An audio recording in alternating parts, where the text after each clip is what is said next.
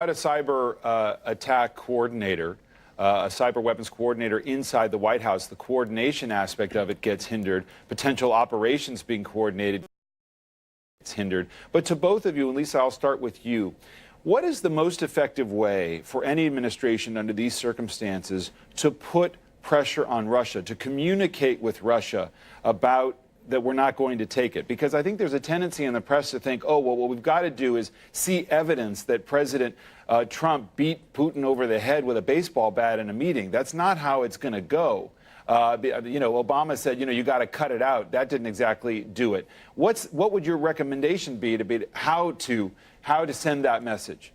Well, first, I think, David, it's got to be a unified message. So I disagree a little bit with Phil. I think it was very important. It was necessary. It was important. And frankly, it was overdue to have that grouping in the national security officials in the White House briefing room. And incredibly rare, I might add, especially to have the FBI director there, who usually doesn't speak in those types of announcements with anything but an FBI seal or a Department of Justice seal in front of him. So this was, I think, quite rare and very important, though, for him to be there, given the FBI role and mission in this space.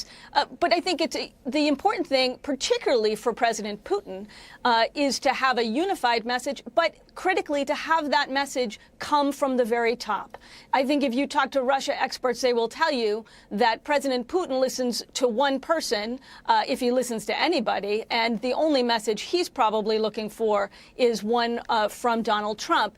And we heard from John Bolton, if the reports are true, that President Putin says that Donald Trump raised this issue when they met in Helsinki, but it obviously wasn't very effective because President Trump's own national security chiefs say that the attack is ongoing. Right, but Mike, he may just listen to President Trump, but when the FBI is leading the effort on counterintelligence, as a former intelligence officer, he understands that that's the tip of the spear for the American government, interdicting what the Russians may be trying to do. Well, I'm going to disagree with you for one thing. As an old FBI guy, one thing that the FBI can do domestically is play mostly defense. So they can find it, they can disrupt it, they can notify parties, they can help try to defend against it. The most important guy in that room yesterday was the NSA and cyber commander. Because if you're going to impact the Russians' behavior, you're going to have to engage in operations that provide some disruptive end game, if you will. Right. And what so, they're doing. and all of that, by the way, needs the approval of the president. That's why we need to make sure that the president really is on board with this, because those would be offensive cyber operations that need, that would fall under some covert action plan, which would need the president's signature on to do that. That part, to me, is really important. If you're going to mess up the Russians, we're going to have to be more aggressive, and the FBI is going to have to help these states try to defend themselves. And so they can provide intelligence, they can provide after the fact, they can go in and try to do some things. But as I said, how can you do that without the president authorizing it? Right, we've heard many people really important. have made that point, that in fact this is not just rhetorical. It's important that the president engage and be involved. But to your point, Lisa, it was so interesting yesterday to hear the DNI have to admit that he still doesn't know what happened in that one-on-one meeting in Helsinki with President Putin and President Trump. Here's that moment.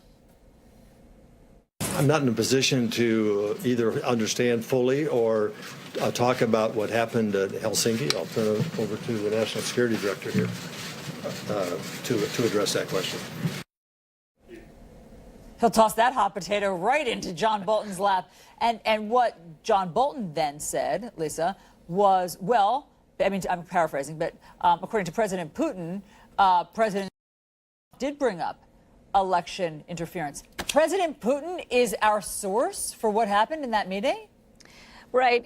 Allison, it's mind-boggling that we're getting a readout of a 2-hour meeting between President Trump and one of our main adversaries, who his own intelligence community has said directed an attack on our election and on our democracy. We're getting that readout from President Putin.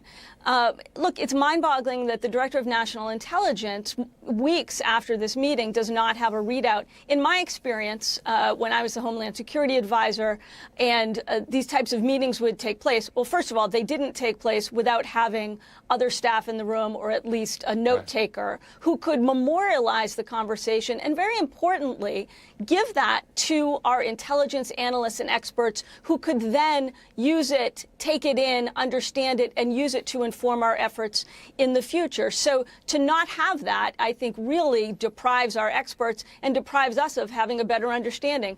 But in the past, I've seen presidents come out from meetings and debrief their staff right down to things like body language and talking about reactions, and that's what you would really want to see. But can I make one other point, which is to say that to not have somebody in the White House, the cybersecurity coordinator, to not have that position, which has been jettisoned by the White House, to not have somebody focusing 24/7 on this issue in the White House is malpractice, in my view, particularly when the intelligence community says we are continuing to be under attack.